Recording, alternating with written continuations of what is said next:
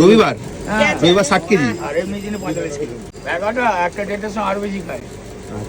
ঘুম থেকে উঠে আসে সব দেরি করে আসে। বছর খানিক আগেই কচুরি প্রথমবার খেয়েছিলাম, সাথে এই ল্যাংচাটাও আজও মুখে লেগে আছে। আর দোকানটিকে ঘিরে মানুষের সে কি ভিড়, যেন মেলা লেগে গেছে। এরকম বিশাল কড়াই ভর্তি কচুরি নিমিশেই হয়ে যাচ্ছে ফিনিশ। হ্যাঁ, আজ আমি আবার দিলুদার সেই বিখ্যাত কচুরি খেতে চলে এসেছি। আমাদের বালি নিশ্চিন্দা পূর্বপাড়া কবরস্থান সংলগ্ন এই দোকানের কচুরি একবার খেলে মন ভরে নেই এমন জিনিস। এটি এখনো তরকারিটা ওই ঘিতেই করো, আর 12 মাস কড়াইশুঁটি থাকে, তাই তো? একদম 12 মাস। রান্না করে ও করে না। রেসিপিটা আমি করি তরকারি, বারবার ময়দা মাখা কাজু। মানে খালি বেলে আর ভাজে হচ্ছে কাকা। কিন্তু নাম আমার কত বছর হলো তোমার এই দোকানটা? মোটামুটি 30। আর এখন কি দাম বেড়েছে না একই দাম? আর 8.5 বছর তো 7 টাকা। ও 7 টাকা, ল্যাংচার দাম বেড়ে 4 টাকা দিল, 10 টাকা। 10 টাকা হয়েছে। কাস্টমার পাবে কটা থেকে?